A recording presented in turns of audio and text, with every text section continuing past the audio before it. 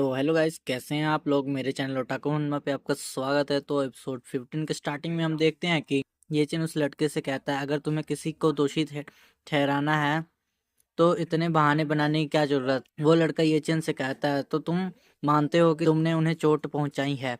वो हंसते हुए ये चीन से कहता है, अगर तुम अपनी गलती मान लो तो मामला सुलझाना आसान हो जाएगा। आर्टिकल 9 के मुताबिक बिना वजह अपने साथी डिसाइपल को चोट पहुंचाने का मतलब है कि तुम्हें तुरंत फ्लेम व्हीप की सजा दी जाएगी। उसके साथ का डिसाइपल ये सुन के हैरान हो जाते हैं। डिसाइपल्स कहने लग जाते हैं, अब येचन को तकलीफ होने वाली है। वो कहते हैं, तुम्हें क्या लगता है येचन कितने कोड़े बर्दाश्त कर सकता है। उन्होंने येचन को जंजीरों में बांधा होता है और उसकी शर्ट भी उतार दी होती है। वो लड़का हाथ में कोड़े पकड़कर हंसते हुए येचन से कहता है, जूनियर ब्रदर, ये अगर तुम्हें दर्द हो तो तुम मुझे बता सकते हो। येचन उसे कहता है, ज्यादा बात मत करो और तुम्हें जो करना है करो।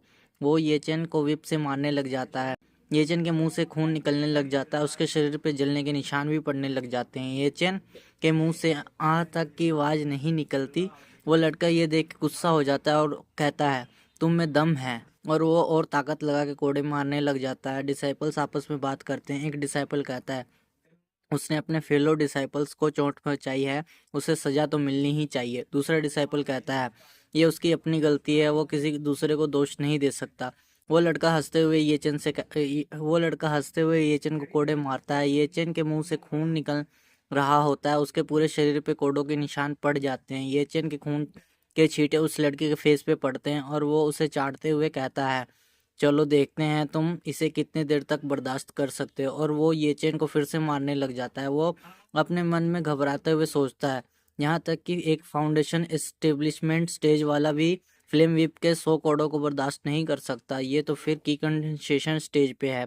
ये लड़का सच में बिना चीखे और बिना कुछ कहे 100 कोड़ों को सह गया। ये तो एक डीमन है।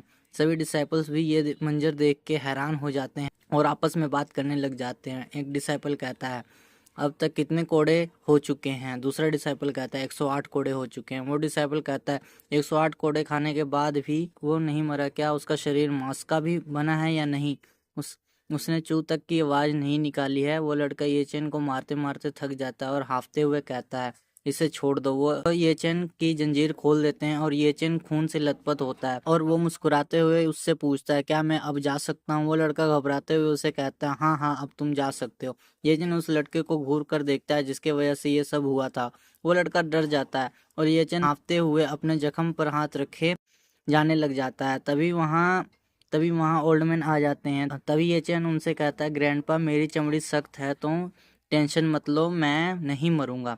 और ये कहने के बाद उसकी आंखें बंद हो जाती हैं। येचेन वहीं बेहोश होकर गिर जाता है। ओल्डमैन कहते हैं, बच्चे चलो घर चलते हैं।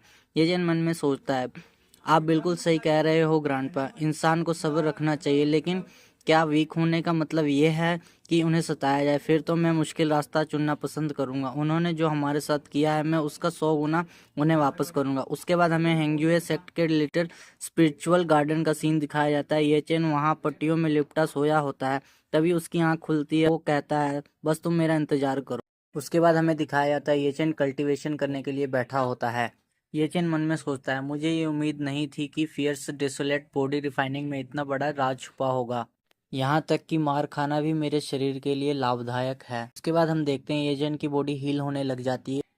उसके सारे जख्म भरने लग जाते हैं। येचेन कहता है, ये फियर्स डिसोलेट बॉडी रिफाइनिंग सच में काफी जबरदस्त है। और वो अपना पंच आगे की तरफ थ्रो करता है।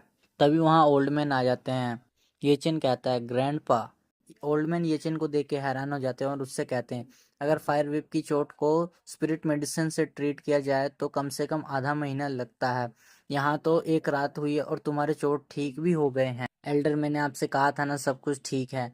मेरी चमड़ी बहुत सख्त है। ओल्डमैन येचेन का हाथ पकड़ लेते हैं और कहते हैं, ये तो बहुत अच्छा है, ये तो बहुत अच्छा है। ओल्डमैन येचेन को एक पोटली पकड़ाते हैं और कहते हैं, इसे लो और इसे सुरक्षित रखना। येचेन उनसे पूछता है, एल्डर, ये क्या चीज है। और उसे खोल कर देखता है। वो कहता है, हेवनली स्पिरिट टलिस्मन। तो गाइस, इसे पहले के चैप्टर्स में सेलेस्टियल स्किल बुक कहा गया था, तो अब इसे ट्रांसलेट करने वाले ने हेवनली स्पिरिट टलिस्मन का नाम दे दिया है। ये चेन ओल्डमैन से कहता है, एल्डर, ये गिफ्ट काफी ज्यादा एक्सपेंसिव है, मैं इसे एक्सेप्ट नहीं कर सकता, आप मुझे माफ कर दें। तो गाइस, एपिसोड 15 यहीं पे ख़त्म होता है। तो मिलते हैं अगले एपिसोड में।